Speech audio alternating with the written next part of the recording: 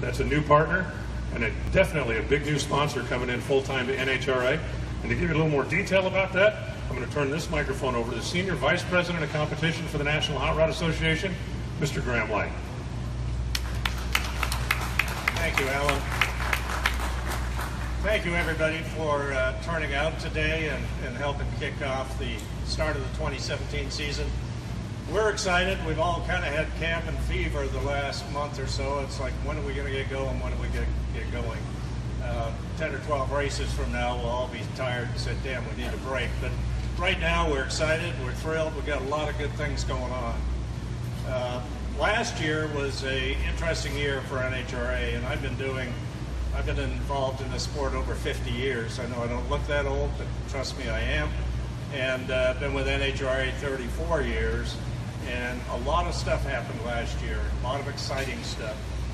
First off, television. We changed networks from ESPN to Fox with tremendous results. We brought broadcasting in-house where we have our own cameramen, our own trucks, video trucks, etc. And the results were phenomenal. The television ratings last year far exceeded what Fox had anticipated or projected this time last year. Our attendance showed it. We had 5 events, and we had a sellout day at those events last year. And in this day and age, with the economic crisis still facing many people, not many forms of motorsports or sports in general can say that. And what it did, it not only created excitement for the viewer at home, the fans in the grandstands, but it also got the attention of many sponsors. We've got a lot of sponsors talking to our sales and marketing people, people that have been sampling our sport, people have been looking at the sport. We have a tagline we're going to use this year, and you're going to see it. We're the fastest growing motorsports in America, and that is true. Today I'm pleased to announce, I'm sure you've read it online and so on, but we've entered into a marketing agreement, an official agreement with a company that is known countrywide. They're the official of the NFL, they're the official of the NHL. You see them on Major League Baseball teams and NBA teams, NASCAR. Well, I'm happy to announce that Papa John's is the official pizza of the NHRA.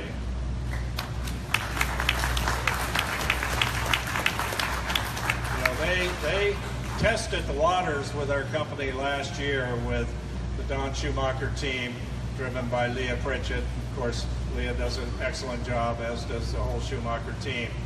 And he liked what he saw. They ran a few selected events last year, and Leah's going to talk about it, about their plans for this year. But we're happy to have Papa John's on board. And remember, when next time you're watching a football game at home or something, call up Papa John's. Give them Leah, is it 30 this year? Last year was 25. Leah 25, and you get a discount. That's correct. Currently, right now, it is Leah 25 until further notice. All right. Again, thank you for being here. NHRA appreciates that, and we're going to give you one heck of a year's racing to write about and to talk about this year. Thank you. Thank you very much, Graham.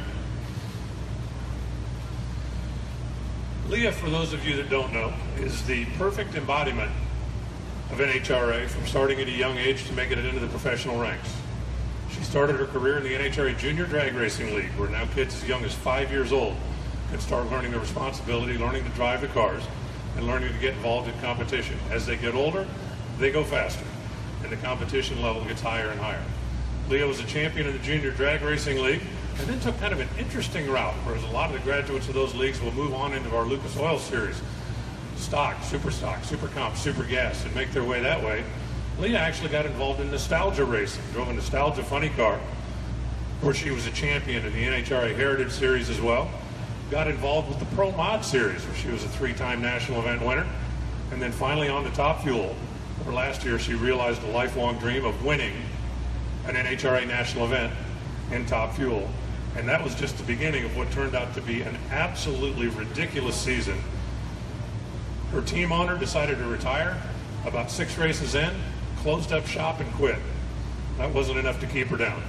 Borrowed a car for a couple of races, made phone calls, made deals, found people to get involved, drove, I believe, 4 different race cars throughout the course of the series, still made the countdown to the championship, finished in the top 10, and you have got to feel great this year coming in knowing the stability is there for you to make a championship run now. That is absolutely right, Alan. I do absolutely feel great for so many reasons. First and foremost, Pomona, this racetrack, is the very first spot that I ever... Use this. First time I ever went down a drag strip was here, Pomona. It was my birthday. I was 8. I was in the left lane, had a pink little ribbon on the side of my dragster, going like 16 seconds in an 1/8 mile. I think forever and ever, Pomona will have a special place in my heart, and today it's even more. The partnership between Papa John's and Don Schumacher Racing, and now with the NHRA, is something that I have dreamed about for a very long time. Not only because do I get to be in a championship caliber race car, contend with these guys right here for world championships, compete against the best in the world and have a fighting chance at it. I'm looking for the growth of the sport and have been a part of it for a long time, and for the vision that we have of being the best motorsport in the entire world and growing into that. And everyone has a piece into it, and I am extremely happy to be able to bring a piece of that as Papa John's, an official partner of the NHRA, as we grow together. I can't do it myself as a race car driver. Our team can't do it themselves. It's a collaborative effort. So I think it's a perfect example of what it takes for a company like Papa John's, a $4 billion company, globally recognized, to find the NHRA and our team and our program and what we have to offer attractive. And not just attractive, but our fan base is what they want, what they need, and they recognize that. So all of the hard work that we do as Don Schumacher Racing and our drivers and fan interaction and TV production, that means that it's working, and that it's doing things. And so what I hope is that it gives some momentum to some other companies as well that see this, that may have not, paid that much attention, or the companies that Graham is talking with right now to coming into this sport. So, Alan, I couldn't be more on top of the world right now, being unofficially the quickest drag racer on the planet with Don Schumacher Racing, and the fastest pizza delivery vehicle, and a chance to have stability and to give everybody one hell of a run for their money. I was actually going to mention, she is, absolutely, they're here. She is the driver that last week in testing made the quickest run in NHRA history. Now, it doesn't count as an official record because it was done during testing. It's kind of like if you hit 10 home runs in spring training. But you know you can do it. Her team has proven that they've got a great race car. Thank you for taking time out of your schedule today. Thank you. Seated next to her is Tony Schumacher, who drives the U.S. Army car. And you're going to be hearing a lot about Tony, not just because he's the winningest driver in Top Fuel history. Race wins, championships, round wins, you name it, he's been there and done that. But this season, NHRA has got a year-long salute to first responders, and that covers the military, the Army, the Navy, the Air Force, the Marines. It also covers police department, fire department, medical technicians, roadside assistants, all of the people that come to our need, come to our rescue in our times of need. We are going to have promotions throughout the course of the year, specials, and at each and every event, we are going to recognize all of the first responders, all of the people that are on property for that weekend. Now, Tony has been involved with the U.S. Army since the year 2000. As I said, 8 championships, 80 national event wins. He's been there, won that. Last season was maybe a little bit of an off season for the Army team, and I think Tony and his group feel like coming back this year, they've got something to prove on more levels than one. Yeah, when you have an off season, you win 2 races, Indy, the shootout. It's an off season. It really is when you have years that you go out and you win, 14 or 15 races in a year. But it's simply an incredible team. What makes those 82 wins stand out are the hundreds of losses, and I think people lose track of that. Mostly the kids in the world. We talk about this at every one of my speeches, but we got to quit telling these kids that they all win and they all get trophies. It's a bunch of nonsense, and it's those hundreds of losses, hundreds of times we didn't get it done that made those 82 wins and the 82 Wallies that sit on the shelf so special. So the adversity, the adaptability, being able to figure out what to do to make changes when things aren't going right. We went out this year, we tested, and we do have a great race team, not only in our car, but with 7 teams. We have 8 teams, Langdon Park right now, but he'll be out, he'll be running good, running strong. And we have the brain trust, like John Force has always said, it's a group, man. It's just a big group of people that share the technology. The drivers can come together because at the end of the day, when there's a champion, it's because the team worked well together. That's what we talk about with the emblems on the side of the car. Yes, we have all different groups and aspects of the U.S. Army, but with a common goal to make America great, America free. We work together, we unite. We're a great team that way. Tony, thank you for taking time out of your schedule. Tony also is a two-time Winter Nationals winner. Make that a three-time Winter Nationals winner, trying to get the season off to a good start. Actually, the microphone needed to go back here. We'll get to you, Robert, I promise you. He's got a car over here that he wants to unveil. A very, very special guest as we kick off our salute to first responders. At each and every event, we are going to select special people from the home neighborhood to come out and be VIPs of the weekend at the track. The gentleman that's with us here today is from the Riverside Police Department. He is our first VIP first responder this weekend. In February of 2013, he and his partner Michael Crane came under attack from Christopher Dorner, the ex-LAPD officer that was terrorizing the community at the time. His partner was killed almost instantly. Officer Takius was shot 9 times. And not only did he survive, not only did he rehab, he went back to work at the Riverside Police Department. Andrew Takius is with us here today. Andrew, first of all, thank you, sir, for your dedication and your service. From the bottom of my heart, appreciate all that you do to keep the rest of us safe. And you, sir, are our first responder this season. It's a tremendous honor to have you here with us. I appreciate coming out and you guys having me. It means a lot that you guys honor first responders. To me, first responders, someone who's going to go out, risk their life for anybody at any given time. And even though I work in a much safer capacity now, that mindset is still in me, and I would still do the same today. I can't imagine the ordeal you and your partner in the car when the shots start raining down. Can you take us through a little bit of that? Yes. So it was 4 years ago yesterday, February 7th, 2013. We're at a stoplight and we came under fire. My partner suffered a fatal blow, and I was shot 9 times. At the time, I didn't know if I was going to survive or not, but I knew something was wrong. I spent the next few weeks in the hospital and the next year and a half at home, in bed, pretty much doing nothing. I lost a lot of nerve function in my arms, and to this date, I think I've undergone 9 surgeries. With the help of the department, the city of Riverside, and the community, I was able to get back to work. I started doing background checks. They sent me to school. I know do polygraphs, and I've been well taken care of. And it means a lot to me that I've seen support throughout the community and all around, that there are people who care about law enforcement, and that's why I'm honored to be here today. Our genuine honor to have you. Thank you again for taking time out of your schedule off to take it.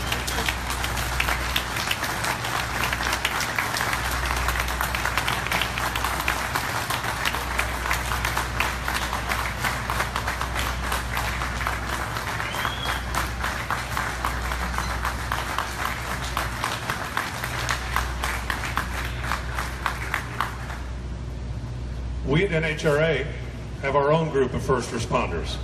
It's the NHRA Safety Safari, presented by the Auto Club, that travels week in and week out from city to city. They sit in their Chevy trucks up and down the sides of the racetrack. They're out early in the morning getting the track prepared, ready for these 10,000 plus horsepower monsters that are going to attack it. And anytime one of our drivers gets in peril, whether he's driving a stock eliminator machine or whether he's driving a funny car, our first responders, the NHRA Safety Safari, are right there on the scene, ready to jump in and help in any way they can. The Safari was actually formed in the early 50s. At the time, it was known as the Drag Safari. You might have seen the station wagon and the travel trailer that's out here. It's also on display full-time over at the NHRA Motorsports Museum if you stop by there. Those men that went on the road, traveling the country, spreading the gospel of NHRA, talking to community leaders, talking to law enforcement, talking to the local car clubs, and teaching them how to set up a legitimate NHRA-style drag race, as opposed to, hey, let's just go out on a dark road someplace and see what happens. That's where our sport came from.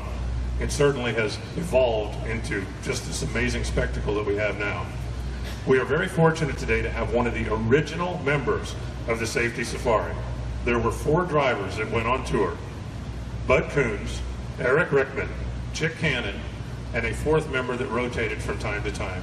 Ladies and gentlemen, one of our very special guests, original Safety Safari member, Chick Cannon, is with us here today. Chick, thank you, sir, for coming out and taking time out of your schedule. It's on. Good. Yeah, thank you very much. It's a great pleasure to be here, believe me. Thinks I'm the only one left. It was quite a challenge. Believe me, I was going to UCLA at the time, and I was helping NHRA come over. In fact, to start with, I joined NHRA when I was in Korea. My membership number is 1426, so I became a charter member. The first 2,000 were considered charter members. Anyhow, Wally was talking to me one day when I was in the office helping him about going on around the tour around the country, putting on the organizing drag racing there. So I thought about it for about 2 seconds and said, sure. And anyway, I'm also the very first safety inspector for NHRA. And a lot of my old friends like Dave McClellan just love to call me the guy they love to hate. Because I turned him down in one of the races that he was at back in '55. Anyhow, we went around, like Alan said. Bud Coons was we called our service leader, and Wally Parks was always our father. And we would give a report after every race on a recorder and send it into the NHRA office. And Wally and Eric Rickman was a photographer for Hot Rod magazine, so he would kind of write the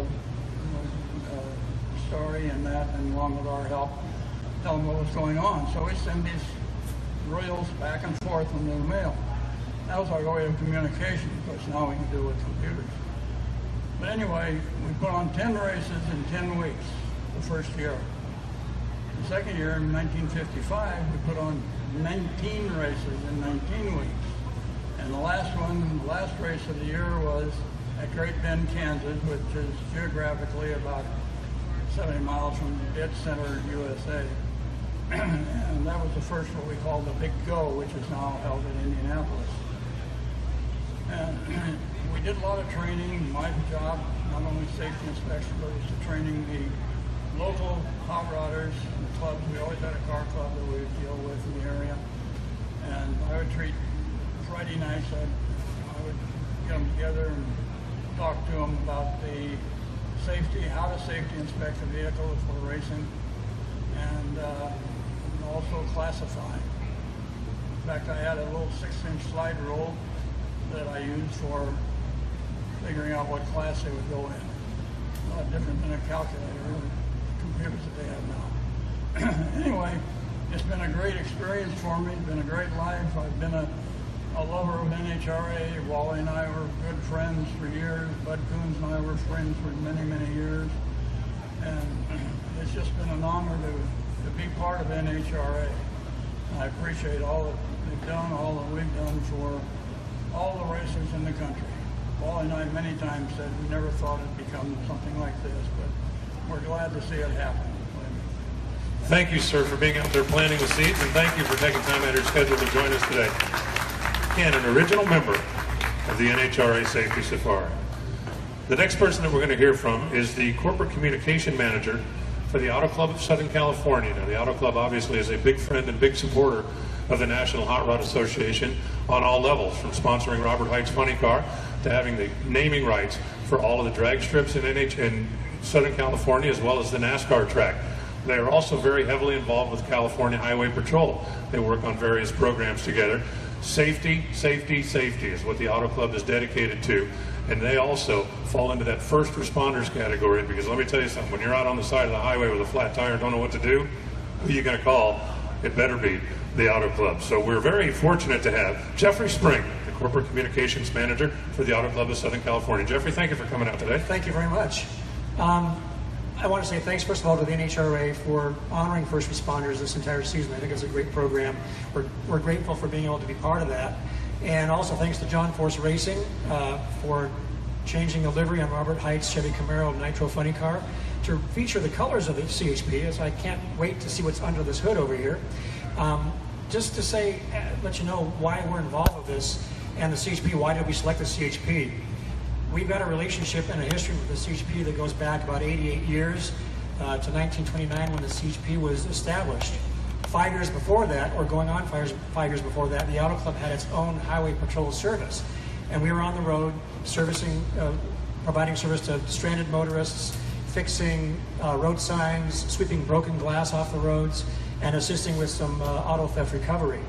When the Highway Patrol was established in 1929, we agreed that the name, the term Highway Patrol, was actually better for that organization, and we sort of agreed not to use it anymore. And that was the beginning of a long line of cooperative efforts between the CHP and the Auto Club. The latest is talking about the Move Over Law. And I would wonder if anyone here even knows what the Move Over Law is, outside of our fine CHP officers here and folks from Riverside PD. It's a law that in California also includes tow truck drivers or tow trucks and construction vehicles, but it requires drivers to move one lane over to the left when it's safe to do so, or slow down when they see an emergency vehicle stationed on the right side and they're stationary and their lights are flashing. A lot of folks don't know about that. In fact, every state in the union has a move over law, but not a lot of people know about it. So we're trying to use this year. We've had an article in our magazine. Our CEO had an article in his column in the January issue talking about this law. And so we're really pushing hard this year to make more drivers aware so they can keep the road safer for those who are trying to keep the road safer for us. And that's why we're doing it. Thank you very much. Thank you, sir. Our final member of the panel up here drives the Auto Club of Southern California, Chevy Camaro SS. He is a former champion in the category. 2009, he won the World Championship in the Mellow Yellow Funny Car Series. He's also a three-time winner here at the Circle K Winter Nationals. A special car to unveil this weekend, and I know from speaking to him last week at a preseason testing, you might be more excited about this race car than anyone you've ever driven, Robert Hight. Yeah, this is pretty cool. You know, being a funny car driver, in 2016, the NHRA theme was honoring the first 50 years of funny car racing. So you think, how can they do a better job? What kind of a theme can they come up with the next year? And I believe they hit it out of the park this year with, you know, a salute to first responders. And I'm very, very honored to be part of this. But, you know, you saw like with the NFL last year, some of the NFL games, some of the players, you know, taking a knee, not actually standing and saluting and being proud of our country and the first responders. And you go to an NHRA drag race, you're not going to see that, okay? You're going to go through the staging lanes and you're going to see the drivers and crew members. They're going to be standing proud, saluting that flag, and all the fans as well. You're not going to see racing fans not supporting what we all stand for, and that's America. So this is very, very cool for me to be part of this first responders. But you know, the Auto Club and the CHP and John Force Racing, this made so much sense on a lot of levels. You know, the Auto Club and the CHP have been partners for over 80 years, and they stand for the same things. Courtney and I have been fortunate enough to be part of what they call the Highway Heroes, and that is basically, you know, taking care of the members of the Auto Club, keeping them safe, getting them back on the road. But the real Highway Heroes are right over here. And this is going to be so cool. You know, when John Force first saw this car, he's like, I'm jealous. I really wish I could drive that car. But I would like these highway patrolmen and officers to unveil this car and show you guys what we got. Wait just a second, we'll restage the cameras.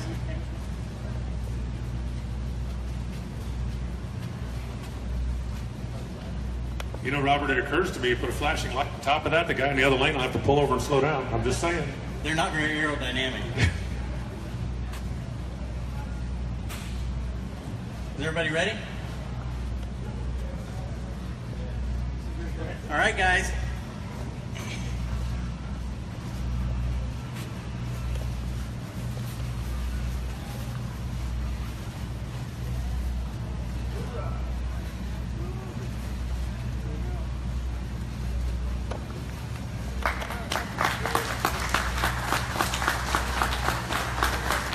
There it is, the Highway Patrol edition of the Auto Club Chevrolet, to be driven this weekend by Robert Hight and later on in the year as well. Robert, tell me a little bit about how this program came together, where the idea came from, and how you guys came up with the design. I love it. Well, it just made so much sense with the Auto Club being partners with the CHP. And, you know, they stand for the same things. They put their lives on the line every day to keep all the motorists in California, all across the country, all the state troopers, they do the same thing. But in California, this is what it's all about with the CHP and the Auto Club, keeping everybody safe and getting them back on the road. And these men and women put their lives on the line every day. It's an honor for me to drive this car. You know, icing on the cake would be Sunday night with this thing being in the winner's circle and all these patrolmen with us. That would be fun. Well, Robert, thank you again for taking time out of your schedule, and thank you for bringing the car out. That is one awesome automobile. I can't wait to see that thing at 300 plus miles an hour out there on the drag strip. It's pretty cool. Thank you, guys.